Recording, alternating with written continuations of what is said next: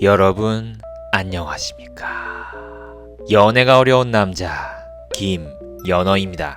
주말 결정사 소개팅을 한 건 뛰고 왔습니다. 일산에 사는 90년생 어느 대학교 교직원이었습니다. 미차감이었는데 사진이 흐릿하고 어플 쓴 티가 나서 조금 망설였습니다. 특히 그 얼굴이 긴데 마치 당근처럼 가로가 압축되어 있는 이상한 느낌이 있어서 불안한 예감이 들었죠.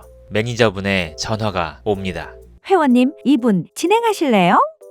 고민 중이에요. 회원님, 차감하는 건 신중하게 하시고 이건 미차감이니까 한번 나가보세요. 다른 만남은 없으시지 않나요? 그래서 만나게 된 것입니다. 어느 토요일 오후 홍대에 있는 사람들이 북적이는 한 카페에 찾아갔습니다. 어김없이 30분 정도 일찍 가서 앉아 있었습니다. 다른 테이블은 거의 다 대학생들이었습니다. 즐겁게 웃고 떠드는 모습이 좋아 보였습니다. 그래, 나도 저럴 때가 있었는데 하는 생각과 내가 여기 평균 나이를 너무 올리고 있는데 민폐 아닌가? 결정사에서는 왜 하필 이런 곳을 약속 장소로 잡아줬나 싶기도 했고 그랬습니다. 앞 테이블이 그나마 30대 초중반 정도 되어 보이는 소개팅 커플이었습니다. 남자는 의사, 여자는 간호사였던 것 같습니다. 남자는 저랑 비슷하게 생겼고 여자는 예쁘더라고요. 노출이 꽤 있는 흰 원피스를 입고 왔습니다. 대화 내용이 다 들렸습니다. 제가 서울대병원에서 논문을 유명한 곳에 냈거든요. 거기 교수들이 진짜 기가 세요. 어떤 교수가 저를 싫어해서 제 성과에 딴지 걸고 어쩌고. 남자는 여자가 마음에 드는지 신나서 자기 일 얘기를 했고 네네. 여자는 억지 웃음을 지으며 대답하더니 어느덧 영혼이 다 털린 표정으로 가시죠. 라고 얘기하네요. 갑작스런 공격을 받은 남자가 약간 벙찐 표정이 되어 주섬주섬 가방을 챙겨서 일어나는 모습이 웃겼습니다. 내 소개팅도 다른 사람들이 보면 이런 느낌인 걸까? 멀리서 보면 다 보이는데 소개팅 상대와 가장 가까이 있는 제가 오히려 상대방의 심리를 읽지 못하는 때가 꽤 있습니다. 아마 제 마음이 눈을 가리는 모양입니다. 잡생각을 좀 하다가 입구 쪽을 봤는데 누가 봐도 제 소개팅 상대인 다른 손님들보다 나이대가 많은 여자가 들어와서 굳은 표정으로 주변을 살핍니다. 아쉽게도 사진과 분위기는 많이 달랐습니다. 저도 잘생긴 편이 아니라서 유튜브에서 이런 묘사를 할 때 찔리긴 합니다. 그래도 표현을 하자면 사진에 길쭉한 얼굴형이 아니고 얼굴이 넓었고 덩치가 큰 펑퍼짐한 원피스를 입고 온 사람이었습니다. 배우 유동근을 닮았네요. 저와 눈이 마주치고 저에게 걸어와서 연어 씨예요. 앉자마자 그녀는 무표정으로 저를 강한 눈빛으로 뚫어질 듯이 쳐다보았습니다. 뭐지? 왜? 싸늘한 기운을 느꼈습니다. 보자마자 집에 가고 싶었습니다. 겨우 기분을 추스르고 커피 주문하고 곧 진동벨이 울려서 제가 카운터로 갔습니다. 커피 나온 걸 가져가려 하는데 옆에서 이거 제 건데요? 20대 남자 대학생이 저에게 퉁명스럽게 얘기합니다. 아니 이거 제 건데요? 라떼랑 영수증을 보여주려고 하는데 자기가 잘못 봤다는 것을 깨달았는지 저에게 뭐라고 말도 안 하고 그냥 휙 돌아서서 가버리네요. 평소 같으면 어린 사람이니까 저렇게 행동해도 크게 마음에 두지 않는데 그때는 이미 제 마음이 힘들어서 그런지 짜증이 좀 났습니다. 커피잔을 차분히 자기 앞에 놓는 그녀. 어떤 거 타고 오셨나요? 지하철요. 일산이니까 3호선인가요? 그렇겠죠? 왜 물어보시죠? 말투도 공격적이네요. 내가 물어보고 싶어서 물어봤겠니? 어떻게든 분위기를 풀어보려고 얘기했던 건데 이것도 안 받아주다니 라고 할 뻔. 하하, 아니에요. 궁금해서요. 저는 2호선 타고 왔어요. 오늘 날씨가 좋네요. 덕분에 오늘 홍대 구경도 하고 여기 카페 분위기도 좋네요. 머릿속이 하얘지는 느낌. 무슨 말을 해야 할지 몰라 이런 뻔한 멘트를 쳤습니다. 여자는 커피를 조금 마시더니 아무 말도 안 하고 저를 다시 뚫어지게 쳐다보았습니다. 교직원이면 어떤 일 하시고 계신가요? 학생 지원 일 하고 있어요. 연어 씨는 땡땡 회사 다니신댔죠? 이렇게 한두 마디 물어보는 때도 있었지만 요즘 학기 시작해서 바쁜 시즌인가요? 네. 하고 침묵, 굳은 표정으로 또 저를 쳐다보고 침묵이 부담스러운 저는 요즘 학교 밥은 맛있어요? 인스타 보면 학교 음식들 올라오고 그러잖아요. 거기 학교 메뉴도 본 것 같아요. 이런 식으로 대화를 시도했지만 전 도시락 싸 먹어요. 점심 때 쉬고 싶어서요. 이런 식으로 말이 계속 끊어졌고 제가 말을 걸지 않으면 어색한 침묵이 이어졌습니다. 예전에 제가 비슷한 사례의 영상을 올려드린 적이 있습니다. 그때 그분은 저에게 말을 걸지 않았던 건 똑같긴 했는데 계속 창밖만 쳐다보고 있었단 말이죠. 근데 이분은 비슷하면서도 약간 달랐습니다. 눈을 피하지 않고 저를 계속 뚫어지게 쳐다봤습니다. 근데 웃지도 않고 먼저 말을 걸지도 않습니다. 침묵이 부담스러웠습니다. 그래서 말을 계속 걸었습니다. 땡땡님은 퇴근하고 뭐 하세요? 몇 시에 끝나세요? 부모님이랑 같이 사세요? 주말에는 뭐 하세요? 요즘에 다들 하나씩 즐겨하는 게 있더라고요. 취미 어떤 게 있으세요? 저는 요즘에 영상 편집도 재미있고 운동도 하고 나는 솔로도 보고 어쩌고. 땡땡님은 차분하게 학생들 업무 잘 봐주실 것 같아요. 이렇게 해도 대답은 한두 마디 정도로만 돌아왔습니다. 제가 계속 대화 주제를 꺼내고 그녀는 단답하고 저는 혼잣말로 분위기를 풀어보려고 하고 그러다 보니 어지럽고 속이 답답하더라고요. 화장실 다녀올게요. 지친 마음으로 화장실에서 시계를 확인하니 1시간 정도가 지나 있었습니다. 영상 보시는 분들께서는 마음에 들지도 않는 사람인데 이 정도면 그냥 시간 낭비하지 말고 일어나지 왜 이런 고생을 하고 있냐? 라고 말씀하실 수도 있겠습니다. 근데 제가 눈치를 많이 보는 것은 맞지만 시간도 별로 안 지났는데 빨리 일어나자고 하는 건 상대방에 대한 예의가 아니라고 생각해서 그 상황에서는 쉽게 그러지는 못하는 것 같습니다. 심호흡하고 다시 자리에 앉아 20분 정도 더 시간을 때웠습니다. 그녀는 말도 안 하면서 먼저 가자는 얘기는 안 하더라고요. 온갖 얘기를 하며 침묵을 풀어보려 노력하다가 결국 제가 지쳐서 이제 가시죠 했습니다. 카페 나와서 걸어가다가 저는 버스 타고 갈게요. 지하철 타고 가도 되지만 얼른 해방되고 싶어서 이렇게 얘기했더니 네, 들어가세요. 하더니 고생하셨어요. 그녀는 이 한마디를 남기고 뒤돌아서서 갔습니다. 고생이라 소개팅에서 나올 말인가 싶었습니다. 조금 찔리긴 했나 봅니다. 집에 도착한 저는 너무 힘들어서 몇 시간 동안 침대에서 앓았습니다. 왜 그 호랑이 눈을 보면 며칠 동안 앓아 눕는다고 하잖아요. 그 여자의 눈빛에서 약간 그런 걸 느꼈습니다. 싸늘하게 쳐다보던 그 호랑이 눈빛 무서웠습니다. 그 무섭다는 것이 저를 때릴까봐 무섭다는 느낌이 아니고 저렇게 말 안 하고 빤히 쳐다보는 것은 제 머리로는 이해가 안 되는 거니까 그 이상함에서 오는 무서움이었던 것 같습니다. 정말 별일이 다 있습니다. 매니저에게 이 사람 너무 말이 없어서 대화하는 게 너무 힘들었습니다. 라고 하니 아이고, 그러셨어요. 고생하셨습니다. 다른 사람으로 해드릴게요. 프로필을 보내주셨고 제 차감으로 동국대 출신 91년생 중견기업 회사원분과 매칭이 되어 한번 보기로 했습니다. 다음 주네요. 사진으로는 인상이 괜찮던데 만난 다음에 이야기 드리도록 하겠습니다.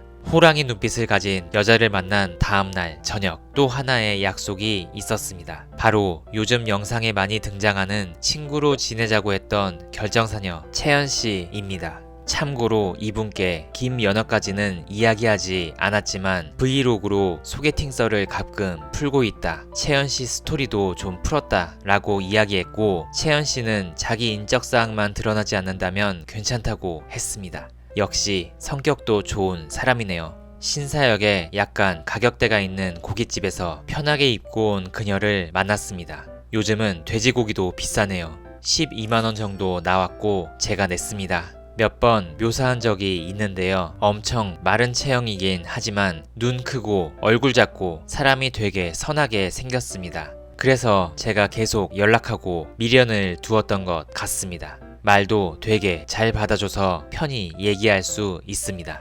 예, 그런 사람이 있다고요? 진짜 매너 없다. 연어씨 고생했네. 전날 받았던 스트레스를 이 사람과 이야기하며 풀었습니다. 다양한 주제로 한 3시간 정도 시간 가는 줄 모르고 얘기했죠. 와, 연어씨 진짜 너무 괜찮은 사람 같아요. 제가 주변 사람들 중에 정말로 소개팅 상대 찾아볼게요. 제 동생 결혼 안 했으면 연어씨 소개시켜줬을 것 같아요. 진짜로 그런 생각이 든다니까? 아, 또 이러시네. 아니 그럼 그냥 저를 사귀시라니까요? 자, 저를 어서 가져요. 아니, 그런 얘기는 아니고요. 크크. 이런 농담까지 편하게 주고받았습니다. 솔직히 약간의 기대가 있긴 했습니다. 자연스럽게 한번 다가가 볼까? 하지만 이 사람은 제가 그런 낌새가 있을 때에는 명확하게 선을 긋더라고요. 자연스럽게 포기가 되었습니다. 이번 주에 4명, 다음 주에는 5명 보기로 했어요. 쉴 때 제외하곤 항상 이렇게 봐요. 이런 얘기도 해주네요. 한 주에 5명이나 보다니. 이렇게 열심히 소개팅을 하는 그녀는 과연 어떤 사람을 찾고 있을까? 대화 잘 통하고 다방면으로 지식이 깊고 삶 자체가 정말 멋있는 사람 있거든요. 그런 데서 매력을 느끼는 것 같아요. 술 종류나 골프나 등등 취미가 다양하고 깊어서 멋있는 사람 있잖아요. 상식도 깊고 이런 분을 말씀하시는 건가요? 아니요, 멋있고 재미있긴 한데 남자로 느껴지는 거랑은 다른 것 같아요. 그럼 전문직이나 사업가? 돈을 많이 벌거나 커리어를 잘 쌓아온 사람이 좋은 거예요? 꼭 그렇진 않아요. 얘기하다 보면 사람 자체가 정말 멋있게 느껴지는 사람이 있어요. 에이, 그럼 원래는 잘생긴 사람 좋아하는 거 아니에요? 아니에요. 주변 사람들이 예전 남친 사진 보면서 깜짝 놀라더라고요. 스무고개하듯 물어봤지만 명확하게 정리된 답변은 듣지 못했습니다. 저에게 말하지 못하는 기준이 있나 봅니다. 다만 삶의 스토리가 있고 멋있는 가치관을 가져서 그 여자를 감동시킬 수 있어야 남자친구의 자격이 있겠구나 라고 어렴풋이 알게 되었습니다. 결정사 여자들의 소개팅은 어떨까? 그녀의 소개팅 썰도 몇 개 들을 수 있었습니다. 5급 공무원을 만났거든요. 체격이 다부지긴 한데 재미도 없고 말도 잘 안 통했어요. 특별한 걸 못 느껴서 연락 끊으려고 했는데 남자가 전화와서 저 사실 국정원 블랙 요원입니다. 최현 씨를 붙잡고 싶어서 용기 내 제 신분을 노출합니다. 최현 씨만큼 확신이 드는 사람은 없었습니다. 이번 주말에 최현 씨 사는 곳 근처로 가겠습니다. 제발 1시간만 만나주세요. 부탁합니다. 이렇게 매달리는 거예요. 한 번 만나고 무슨 확신이 들었다고 그렇게 자기 기밀까지 노출하나 싶었어요. 원래 그럼 안 되는 거잖아요. 그래서 부담스러워서 연락 끊었어요.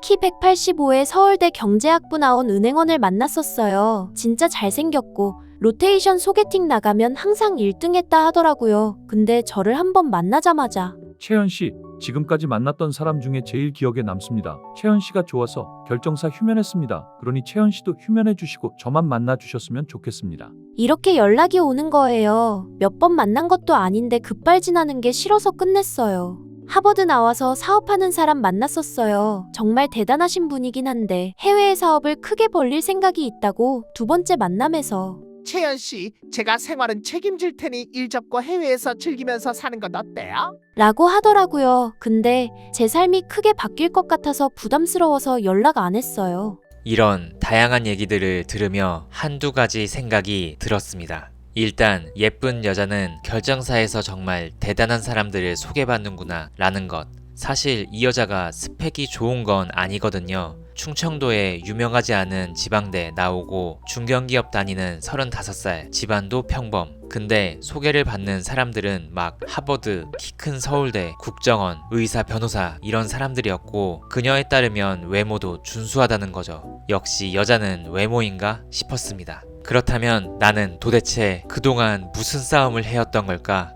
제가 호감을 느끼는 얼굴 반반한 여자들은 저보다 훨씬 더 괜찮고 대단한 사람들을 소개받는 것이 현실이라는 걸 깨달았습니다. 그렇다면 제가 연애에 꼴이 나기 위해선 그들보다 더 월등한 케미로 승부하는 것 밖에는 답이 없구나. 근데 제가 잘생긴 것도 몸매가 좋은 것도 아니니 여자들을 확 끌어당기는 것이 어렵겠다. 수많은 남자들을 소개받았겠지만 저에게 호감을 느꼈던 여자들에게 고마운 마음도 들고 반드시 외모 기준을 낮춰야 결혼할 수 있겠구나 싶었습니다. 상대방의 소개팅 사례를 들으니 확 와닿네요. 그리고 이분은 저랑은 다른 의미로 치열한 싸움을 하고 있었습니다. 자기가 외로운데도 계속 거절하는 게 현타가 많이 온다고 합니다. 원하는 사람을 찾으려면 어쩔 수 없겠네요. 화이팅입니다. 아까 전에 여자가 했던 얘기로 돌아가서 대단한 사람들을 자기가 거절했다는 그 얘기들을 다른 사람들이 듣는다면 누구라도 이 사람 눈 높다 하면서 정신 차리라고 하잖아요. 사실 저도 처음에는 비슷한 마음이 들긴 했습니다. 눈이 너무 높은 게 아닌가, 상대방의 단점만 보는 것은 아닐까. 하지만 곧 남들이 보기엔 저도 똑같이 느껴질 거라고 생각했습니다. 남들이 보기엔 괜찮은 스펙과 집안을 가진 사람들인데 외모나 성격, 매너 등등이 제 기준에 맞지 않다는 이유로 저도 걸러내고 있잖아요. 저나 그 여자나 프로 소개팅러가 되어버려서 마치 와인 소믈리에처럼 예리하게 사람을 걸러내고 있었던 것은 아닐까 부끄러워졌습니다.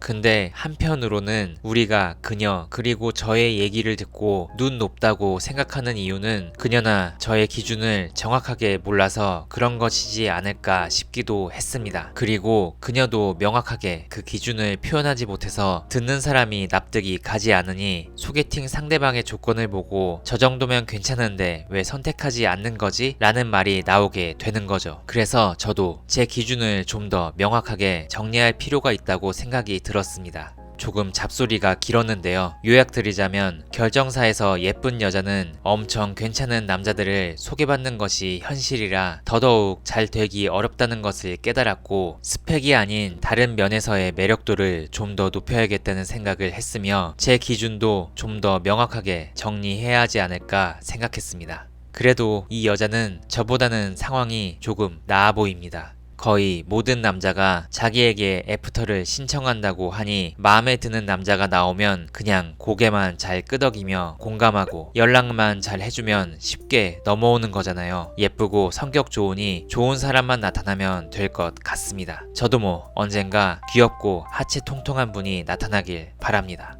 이 분이랑은 나중에 심심할 때 또 차 한잔하는 사이가 될 것 같습니다. 꽃도 많이 폈던데 여러분들은 즐거운 봄 보내시고 계실지 모르겠습니다. 저는 그냥 방 구석에 앉아서 유튜브를 보고 운동하고 미래가 불안하니 공부하고 취미로 영상 만들고 이게 다입니다. 일전에도 말씀드렸다시피 이제는 혼자서 노는 건 재미가 아예 없습니다. 믹스커피를 마시며 조용히 창밖을 보는 것 자체로도 충분합니다. 이러다가 여자친구가 생겨서 이곳저곳 놀러 다니면 더 즐거울 것 같네요. 얼른 좋은 사람이 나타나길 바랍니다. 오늘 영상은 여기까지입니다. 모두 행복하시길 바랍니다.